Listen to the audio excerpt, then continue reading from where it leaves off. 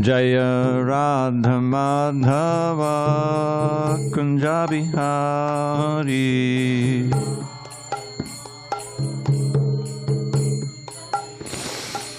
Jaya Radha Madhava Kunja Bihari.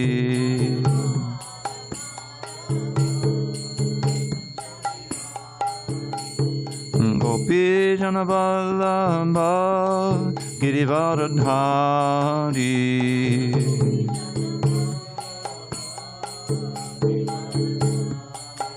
Jaya Gopi Jana Vallabha Girivardhari.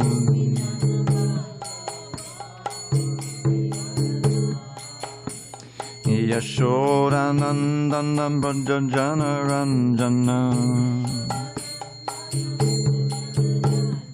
Yashodanandana Brajajana Ranjana. Yamuna Tira Vanachari. Yamuna Tira Vanachari. Jaya Radha Madhava Kunja Bihari.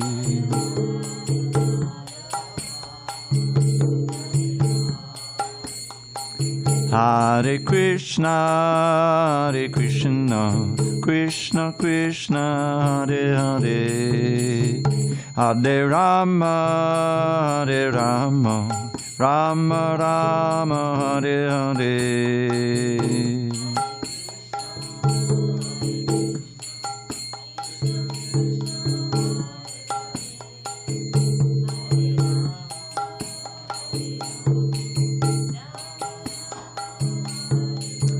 Hare Krishna, Hare Krishna, Krishna Krishna, Hare Hare, Hare Rama, Hare Rama, Rama Rama, Hare Hare.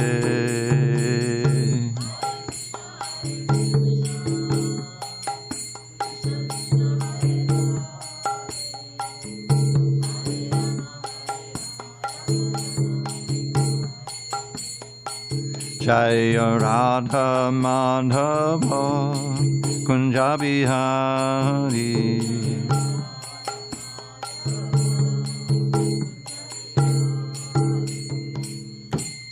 Jai Om Vishnupad Paramahansa Paravajikacharya Ashtotar to the Srimad Divine Grace Srila A.C. Bhaktivedanta Swami Prabhupada Ki Jai. ISKCON BBT Founder Acharya Srila Prabhupada Ki Jai. Jai Om Vishnupad Paramahansa Paravajikacharya Ashtotar to the Srimad His Divine Grace Srila Bhakti Siddhanta Saraswati Thakur Ki Jai. Ananta Koti Vaishnavinda Ki Jai. Namacharya Srila Haridas Thakur Ki Jai. Srimad Bhagavad Gita Ki Jai. Samaveda Bhaktivinda Ki Jai. All glories to the assembled devotees.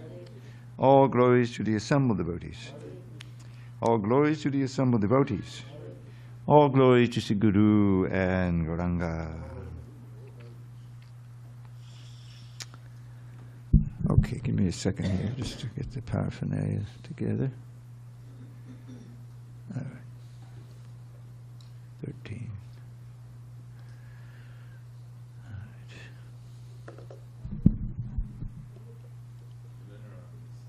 right. Oh, yeah, men, sorry. Sorry about that. Om Namo Bhagavate Vasudevaya. Om Namo Bhagavate Vasudevaya. Om Namo Bhagavate Vasudevaya.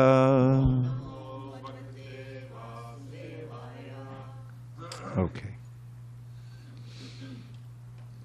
On this 13th day of January 2026 in San Diego, reading from Srimad Bhagavad Gita as it is, translation and commentary by His Divine Grace A.C. Bhaktivedanta Swami Prabhupada. And we are in chapter 16, page 615, entitled The Divine and Demoniac Natures. Now, these three verses have long purport, so we're going to read the first verse, and then I'll read the translation, and we'll pick up in the page 619 in the middle as we read through the purport. Okay, page 615. Shri Bhagavan Vacha Abhayam Sattva Sangshuddhir Jnana Yoga Vavastitihi Danam Damash Chayagyascha Svadhyayas Tapa Arjavam. Shri Bhagavan Vacha Abhayam Sattva Sangshuddhir Jnana Yoga Vyavastitihi Danam Damascha Yagyascha Svadhyayas Tapa Arjavam. Shri Bhagavan Vacha Abhayam Sattva Sangshuddhir Jnana Yoga Vyavastitihi Danam Damascha Yagyascha Svadhyayas Tapa Arjavam. Shri Bhagavan Vacha Abhayam Sattva Sangshuddhir Jnana Yoga Vyavastitihi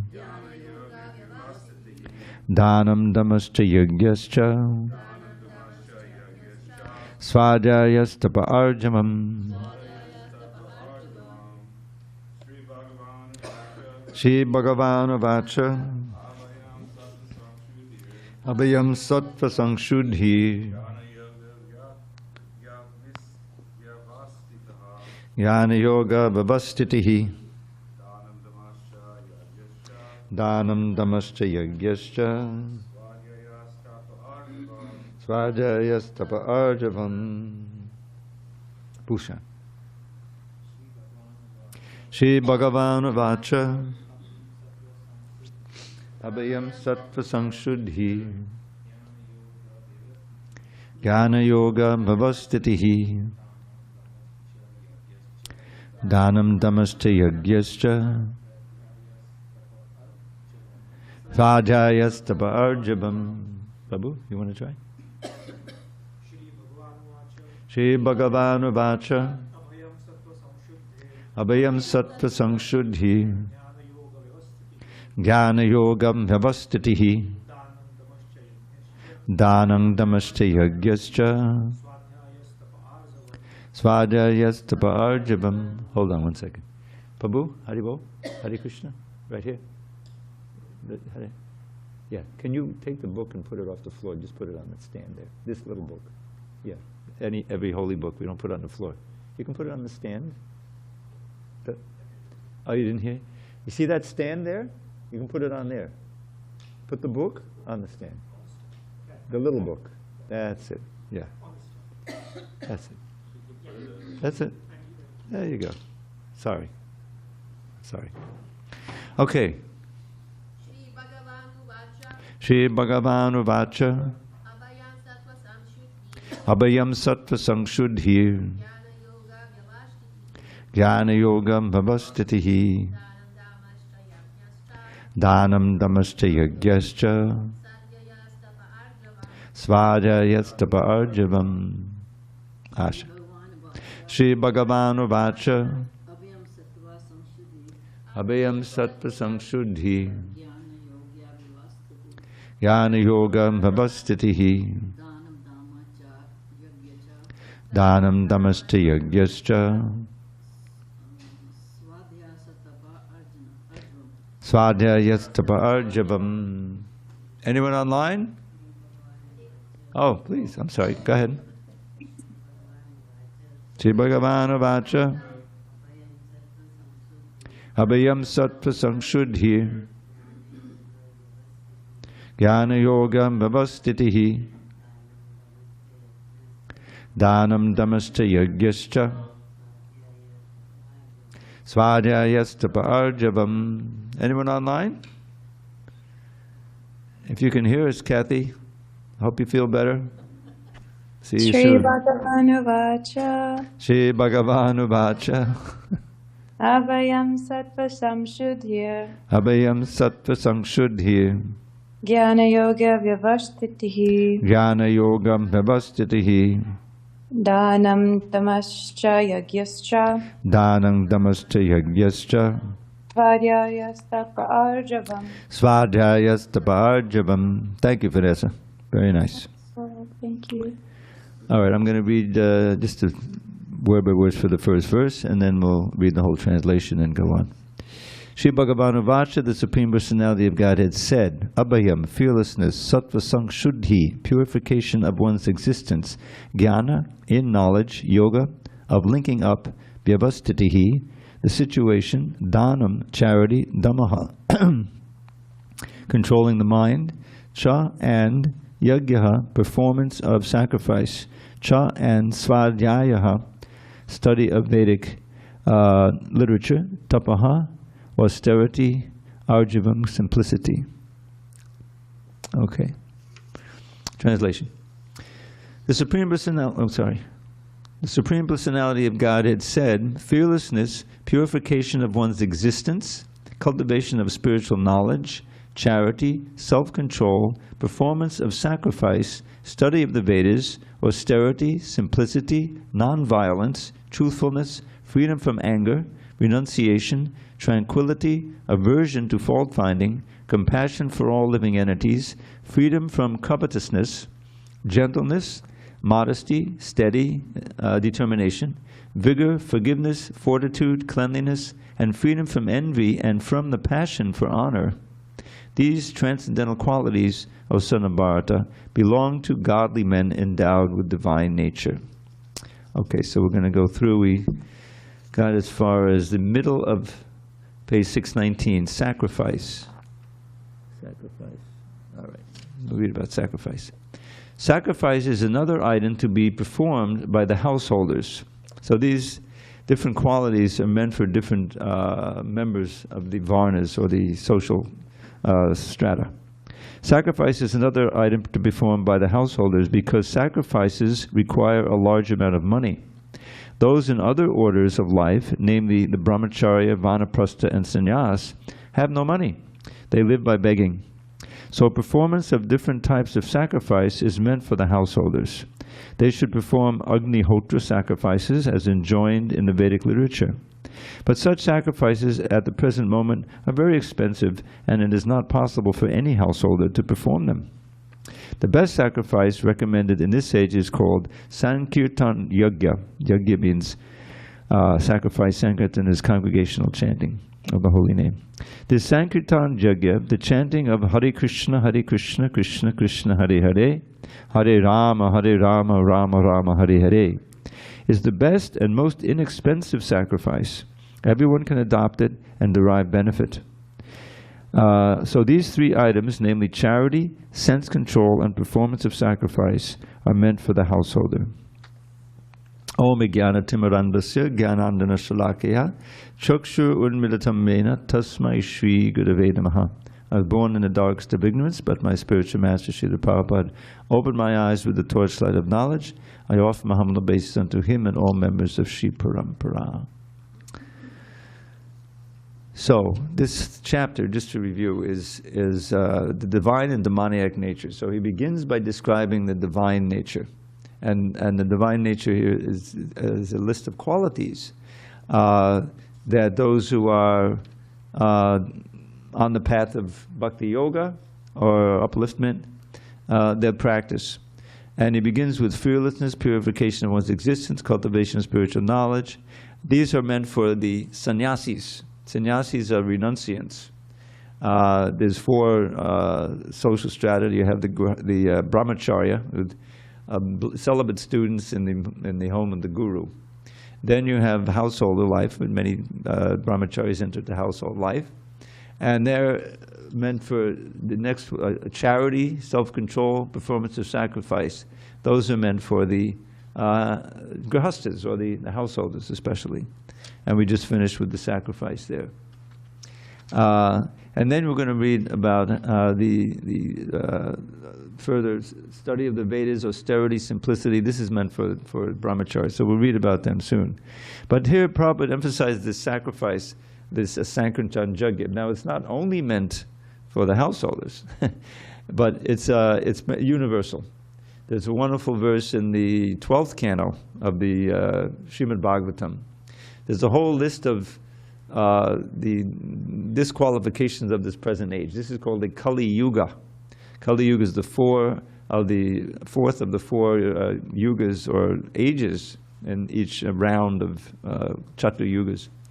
And it's the one where one of the verses at the beginning, right at the beginning of the Bhagavatam, the 10th verse of the first chapter of the first canto, describes some of the disqualifications of those in this age. Prayena alpayashak sabya karavasmin yugejana manda samanda matayo manda bhagya yupadruta. So he says, for the most part, the residents of Kali Yuga have these qualities. They don't live that long. We, 80, you live 75, 80. I'm 78 now, so I'm getting there, But 100 years maximum. If you live a little longer. So that's nothing compared to just the previous age, Dwapara Yuga, where the average was 1,000 years. And then the Treta Yuga, the age before, 10,000. And in the Satya Yuga, 100,000 years, you can imagine. Valmiki Muni meditated for 60,000 years. And he was a great Rambha. He was chanting Rama, Rama, Rama, Rama, Rama for 60,000 years. So we don't have very long to practice this spiritual life. So Alpa Ayasha means a small duration of life. Manda means lazy. Lazy in the matter of spiritual discipline. People, if you're in the mode of passion, you're really energetic. You look 12, 15, 18 hours a day to make money, So that's not lazy about spiritual things. And Sumanda Matayo means even if you aren't lazy, you'll be misguided. There's so many cheaters ready to, take your money and go away, as Prabhupada says. So, and Manda Bhagya, unfortunate in many ways. And then, above all, he upandrutaha means always disturbed by something, especially now where you may be very peaceful, but you got your phone in your hand and you don't know what's coming out, on the Facebook and the international news. There's always something to be disturbed about. So that's the nature of this age. And then in the 12th canon, there's a whole list, a whole chapter of ways in which this age is difficult for self-realization. But then comes this verse, which is pertinent to our little purport paragraph. Kala doshana de rajan asti eko mahadguna kirtanadeva krishnasya mukta sangha padam vrajait. So Kala is of Kali. Kali doshana de, it's an ocean of faults. Doshana de rajan, O king. King is King Pariksit who's listening. He's about to expire. It's the 12th canon already, so he's about to go back to Godhead. But there's one, Asti Eko Mahadgan, there's one very great quality of this age. What is that? Kirtanad eva Krishnasya. Just by singing the name of Krishna. Glorifying Krishna in general, and especially by glorifying his name. Mukta Sangha. Very important phrase. I think the class was this morning, I was talking about Mukta Sangha. Mukta Sangha means free from material desire. From all of these passions for these things here, which keep us coming back again and again to material birth. It's the unfulfilled desires in the heart that we cultivate in material life, plus our karma that will determine our next birth. So, but if you become free from those desires, if they become purified, and your desire is then sublimated to desire to serve Krishna, then you go back to Godhead. You get free from birth and death, and you go back to spiritual world, which is Satchit Ananda. Your life is eternal, full of knowledge, and full of bliss, all the time. Different. So as Mukta Sangha, Param Vajait, you go to this. So this is a very important verse for the Sankirtan movement. Lord Chaitanya based his teachings on the Srimad Bhagavatam. Now that's not the only verse describing the glories of chanting the holy name. There's a whole section of the 6th canto, beginning of the 6th canto, the story of Ajamil, which I won't mention. But That's a very important verse. So here, this is, they say, well, the sacrifices, they're so expensive. You have to hire the Brahmins, you have to gather so many big barrels of ghee, and then you perform the sacrifice, and it's very costly. It's not feasible in this age. But this one is very feasible. Prabhupada said, any householder, you gather your family, you sit down. If you don't have mridanga and kartal, that's okay. You just clap. Hare Krishna, Hare Krishna. You can have a nice kirtan, right? You know. So, very, very practical. And Lord Chaitanya in his Shikshastika, the second verse, first verse, he gives for us the glories, the benefits of chanting Hare Krishna. So he says like this, Cheto darpanamarjanam bhava mahadavagni nirvapanam shreyak kaidabachandika vatadanam vidyavadhu jivanam Anandam buddhivardhanam pratipadam purnamitasvadanam sarvatmasnapadam padam vijayate Shri Krishna Sankirtanam. This is like the basis of the whole Hare Krishna movement. So I put it into a little poem. All glories to the chanting of Shri Krishna's holy names, which easily extinguishes samsara's blazing flames by polishing the lust-encrusted mirror of the heart. That chanting is the waxing moon that knows the secret art of causing the white lotus of good fortune to unfurl its petals far and wide throughout this bleak and blighted world of transcendental knowledge which will take us to life's goal. The chanting of the name of Krishna is the life and soul. The ocean of ecstatic bliss floods far beyond its bounds, wherever Krishna's merciful and mystic name resounds. Indeed, whenever Krishna's names are sung in congregation, at every step one tastes a joy that knows no limitation. So hear with great attention as I earnestly request, please chant Shri Krishna's holy names and be supremely blessed. The soothing nectar of the name will bathe your consciousness by with transcendental nectar. But will bathe your consciousness,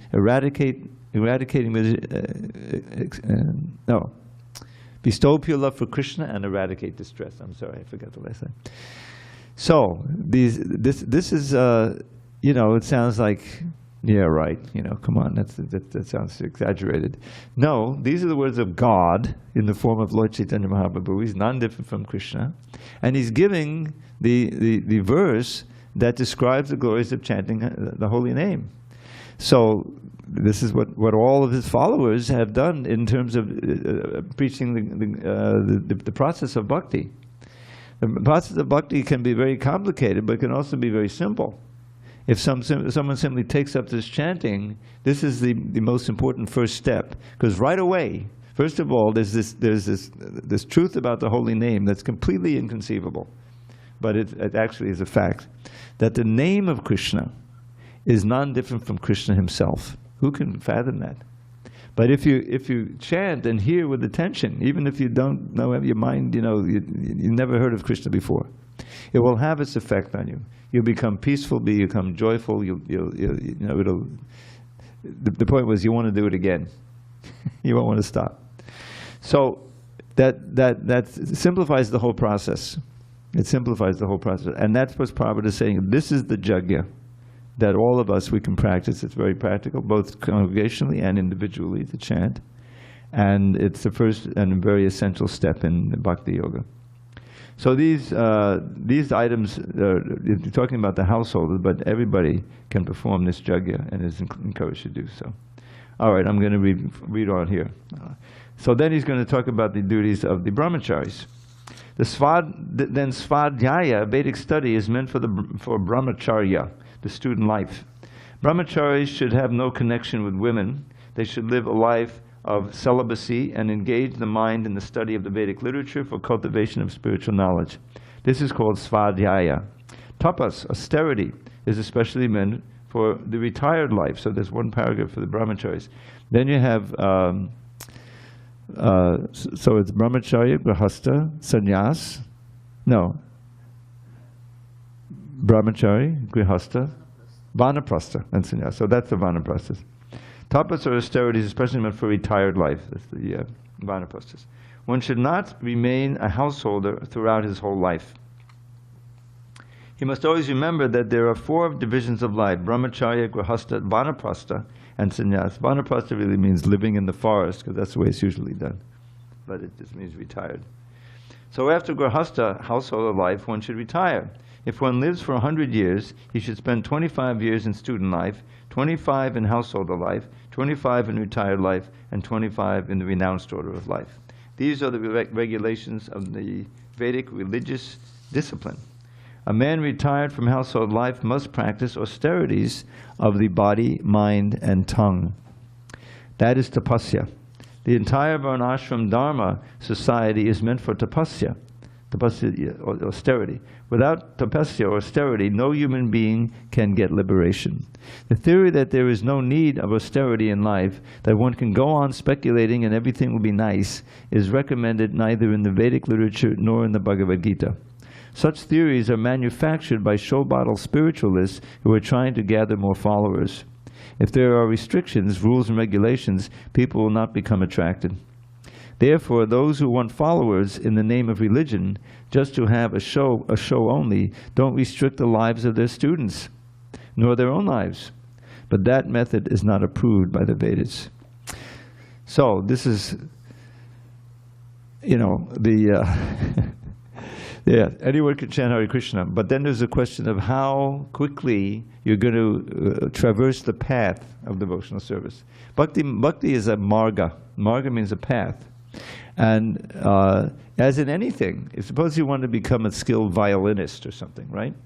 You're attracted to music and you like violin music. So even as a kid, maybe 12, 13 years old, your parents say, oh, that's very good. And if they can, they'll get you a violin, right? When I was a kid, in the educational system I was in, you were able to learn that in the school itself. There was a nice orchestra in high school. I was part of that orchestra. But you had to practice every day, or you had to do it, and you needed a teacher. So you were confident and you were inspired by you had records in those days, records of violin music. And you say, oh, that's very attractive, I want to do that. So you start and you're sawing away, you're out of tune, and your parents are, please close the door, like that, because it doesn't, so you have to go over that period. That's austerity, to go through the period of austerity where you become a little good in what you're doing, And if you follow the teacher, and there's often a book, telling you, then you can make nice progress. If you have the nature for it. That's another thing. And ultimately, you can become a skilled violinist. You can become, and then even get paid for it. So that's true of anything. Now, so it's called in Bhakti Yoga. You have the Vaidhi Bhakti, which is the devotional service according to the rules and regulations in the Shastra or the Scripture. So Krishna is recommending here, and Prabhupada is giving its instruction, one has to perform some austerity. And then you learn what the austerity is. Well, the first austerity, big austerity, get up early. You have to get up earlier and leave time in the morning for sadhana, chanting Hare Krishna. So in the ashram, if you join the ashram, the temple, Prabhupada started temples with ashram. In the Gaudiya version, they call them matas, temples with a place for devotees to live. So then there's these strict rules. You get up in time for Mangalarti, and you're supposed to come on time. We're still working on that here. But anyway. So 4:30, I remember when I first joined, you had to get up before 4:30, 4 o'clock, take a shower and everything. And then there's this thing of, the cold shower. That was a lot of devotees didn't get through that, the cold shower part. But it was March, the end of March in Long Island. It's still winter, and so there was no hot water. And this is it. Am I going to be able to stay in the ashram or not? So this is the. I don't know. You have to ask him. When I joined, there was no hot water, so it was either cold shower, you got to leave. So anyway, so luckily I had practiced some yoga, some hatha yoga, and with pranayama. It was, it made I felt healthy from it. It was good. So one of the pranayamas was rapid breathing. We call it heating breathing. I don't know if you've ever tried that. It works. So I said, okay, this is how I'm going to do it. So it was my turn to go in. We all lined up. You know, there was only a couple of showers. And to go in there and turn on his, cold, and it heats the body, so you can take it, And meanwhile, I'm soaping up, That was my first shower. And I came out, and I felt like I conquered the universe. Okay, I can do it.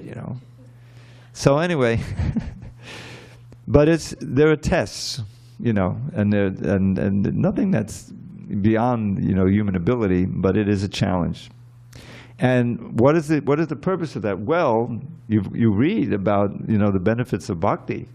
Say, first of all, what do you read about first in the Bhagavad Gita? You go back to chapter 2, and it's all about dehinosmin yata dehe.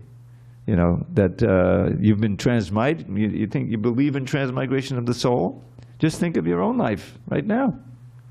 I mean, we've all gone through the age 6, 7, 8, 9, 10, 11, 12, some of us a lot longer.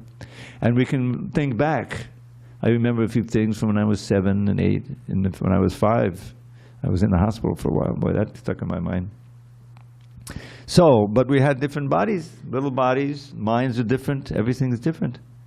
Same name, right? So then we go on, name seems the same, because the name is for the body. Body's the same name. But your body changes, your mind changes, everything changes. But you're the same person. What's the same? The soul, the Atma. And that's what Krishna is saying. Dehinosmin yata dehe komadam yovanam tata dehantara prabdir dhiras tatra namuyati. This is the first verse a lot of devotees learn. Just as in this body, the soul passes from boyhood or childhood to youth to adolescence, like that, on, and ultimately to old age. Similarly, the soul gets another body after death. And we can't see that, but this is Krishna's statement. We take it on faith. And there's a whole book that was put together in the 70s. Mukunda Maharaj was part of it. He was part of the authors due to karma, called Coming Back. And there are a lot of scientific evidence in there about near-death experiences. People almost dying, and the doctors rush in, they're doing the epinephrine and trying to get the heart going again.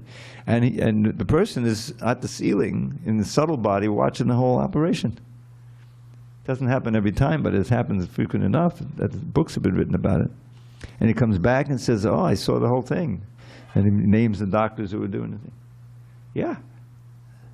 Satyanandan Swami, and he also went through that in an operation, and it was painful, and he was watching, he accounts that. So anyway, the whole, the basic principle of why should anyone be interested in this kind of knowledge? Because we're all going to die, and while we're in this body, we suffer so many different old age, disease, death, storms, right? Natural things, other people, wars, all this. This is Dukkha Shashvatam. Krishna says in the 8th chapter. This is a world which is aliyam, is a abode of misery, suffering. Yes, there are little things of happiness every so often, but they're temporary. So the suffering is temporary too. But the point is that why go through all that if there is another existence where all of that is left behind? Where you don't die, you don't get old, you're eternally youthful, and Krishna, God is there. If God is all-powerful, and if He's not all-powerful, He can't be God. Even the Western theology, they have these 3 basic things.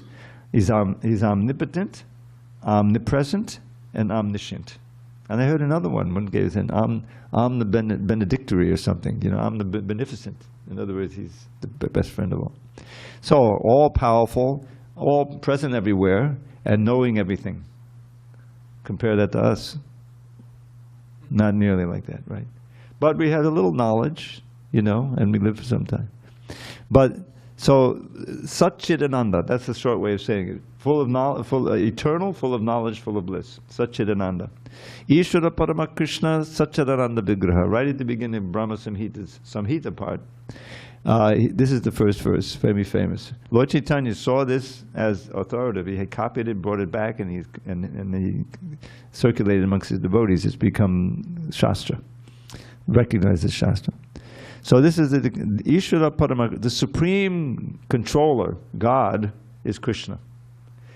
Satchidananda Vigraha. He has a form. He's not formless. He has a form which is eternal, full of knowledge and full of bliss. Anadi Radi Govinda. He has no beginning. He's the beginning of everything. In other words, everything emanates from him. He's created. And Govinda. And he has pastimes.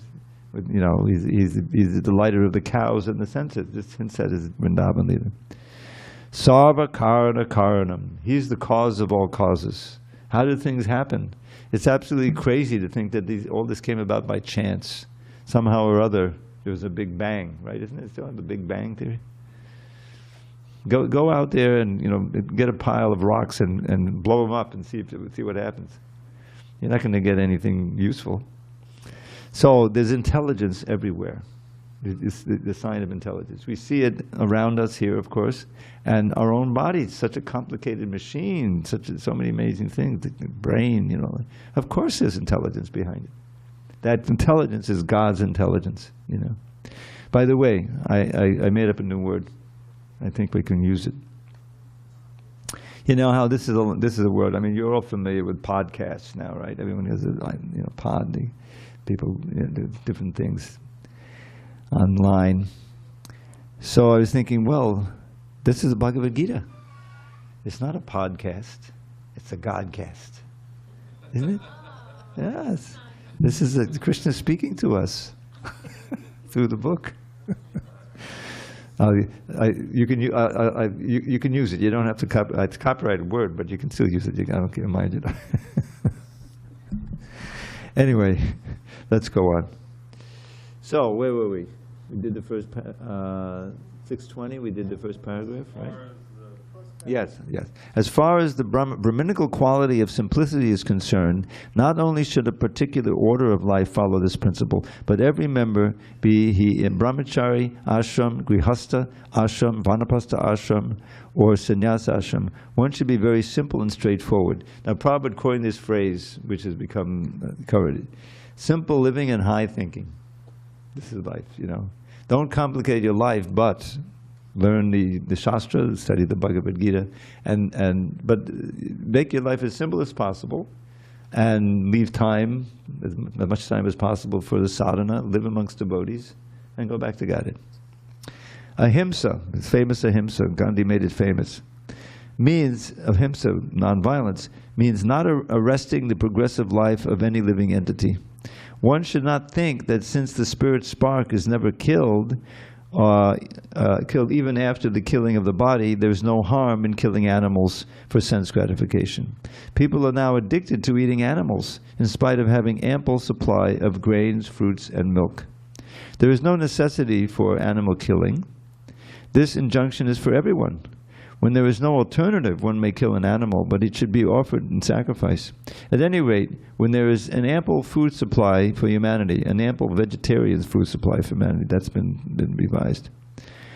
Persons who are desiring to make advancement in spiritual realization should not commit violence to animals. Real ahimsa means not checking anyone's progressive life. The animals are also making progress in their evolutionary life by transmigrating from one category of animal life to another. If a particular animal is killed, then his progress is checked. If an animal is staying in a particular body for so many days, or an animal soul is staying in a particular body for so many days or so many years and is ultimately killed, then he has to come back again in that form of life to complete the remaining days in order to be promoted to another species of life. So their progress should not be checked simply to satisfy one's palate. This is called ahimsa. Satyam, truthfulness. This word means that one should not distort the truth for some personal interest. In Vedic literature, there are some difficult passages, but the meaning or the purport, the meaning or the purport should be learned from a bona fide spiritual master. That is the process for understanding the Vedas. Shruti means that one should hear from the authority. One should not construe some interpretation for his personal interest. There are so many commentaries on the Bhagavad Gita that misinterpret the original text. The real import of the words should be presented, and that should be learned from a bona fide spiritual master. Akrodha means to check anger. Even if there is provocation, one should be tolerant, for once one becomes angry, his whole body becomes polluted. Anger is a product of the mode of passion and lust, so one who is transcendentally situated should check himself from anger. Apaishanam means that one should not find fault with others or correct them unnecessarily. Of course, to call a thief is not fault-finding, but to call an honest person a thief is very much offensive for one who is making advancement in spiritual life. Hri means that one should be very modest and must not perform some act which is abominable. Achapalam, determination, means that one should not be agitated or frustrated in some attempt. There may be failure in some attempt, but one should not be sorry for that. He should make progress with patience and determination. The word tejas used here is meant for the Kshatriyas. The Kshatriyas are the warrior class or the administrative class. The Kshatriyas should always be very strong to be able to give protection to the weak. They should not pose themselves as non-violent. If violence is required, they must exhibit it. But a person who is able to curb down his enemy may, under certain conditions, show forgiveness. He may excuse minor offenses. Shaucham means cleanliness, not only in mind and body, but in one's dealings also. It is especially meant for mercantile people, that's the Vaishyas, who should not deal in the black market. Nati manita, not expecting honor, applies to the Shudras, the worker class, which are considered, according to Vedic injunctions, to be the lowest of the four classes. They should not be puffed up with unnecessary prestige or honor and should remain in their own status. It is a duty of the Shudras to offer respect to the higher classes for the upkeep of the social order. All these 26 qualifications mentioned are transcendental qualities. They should be cultivated according to the different statuses of social and occupational order. The purport is that even though material conditions are miserable, if these qualities are developed by practice by all classes of men, then gradually it is possible to rise to the highest platform of transcendental realization. So, this is the title of this chapter is the Divine and Demoniac. So these are the divine qualities. Most of the rest of the chapter is describing the demoniac qualities. So that's going to be kind of bracing. All right, we have time to begin that. Text 4. Ready? Page 621. Dambo darpo vimanascha krodha parushamevacha agyanam chabhijatasya partasam padam asurim. Pride, arrogance, conceit, anger, harshness, and ignorance. These qualities belong to those of the demoniac nature, O son of Prita. Purport. In this verse, the royal road to hell is described. The demoniac want to make a show of religion and advancement in spiritual science, although they do not follow the principles. They're always arrogant or proud in possessing some type of education or so much wealth. They desire to be worshipped by others and demand respectability, although they do not command respect. Over trifles, they become very angry and speak harshly, not gently. They do not know what should be done and what should not be done. They do everything whimsically according to their own desire, and they do not recognize any authority. These demoniac qualities are taken on by them from the beginning of their bodies in the wombs of their mothers. And as they grow, they manifest all these inauspicious qualities. So it's interesting, in this first sentence here, Prabhupada says, in this verse, the whole is described, in the second sentence rather, the demoniac want to make a show of religion and advancement in spiritual science, although they do not follow the principles. That's really Damba. Damba is especially hypocrisy. And so this false pride, being proud of something that you really don't have, that's damba. And so these qualities are, there's so many demons, portrayed in the Bhagavatam, and you can find them, just like Hiranyakashipu, and his brother Hiranyaksha. Their very names, Hiranyakashipu means, he's after gold and soft bedding, which implies, and the bed companion, that whole thing. Hiranyakashipu, and his brother, he was just after the gold, looking for the gold. Hiranyaksha, always looking for gold, gold, gold. Greed, accumulating. Oh, I'm a billionaire. Ha, you're a billionaire. I have 10 million. And the other guy says, that's nothing. I have 100 billion. What do they do with it? It's like a great lodestone around their neck, It's so crazy. You could imagine how much good could be done with like $1 billion. You could build 1,000 temples, $1,000 million, and do so much good for humanity. So Prabhupada, he came to America with $7. You can imagine landing in New York City with $7. He said it was like less than 3 hours expenditure. I don't even know if you could buy, a couple of quarts of milk and an apple now for $7 in the grocery, But he had confidence, in the Krishna's support, that Krishna will provide. And he did. It was difficult for a while, but he persevered, tolerance, all of these godly qualities he showed. And eventually, he would sometimes say, he was traveling around India and the movement became established, he would just say, yes, we're spending in all of the 50 temples we have, 2 crore of rupees. He would say it in rupees, or maybe 50 lakhs of rupees. Oh my God, But Prabhupada still kept the simple, profile as the sannyasi. He never was, tried to use any of that money for sense gratification. And he proved it, because in, I don't know when it was open exactly, early 70s sometimes, he made this disciple of Ambarish. Ambarish happened to be the grandson of Henry Ford, and he was the heir, he had $10 million or more. So, and of course, Ford is the car thing, so he had a home there and he had connections. So they went to Detroit. They didn't have a center there.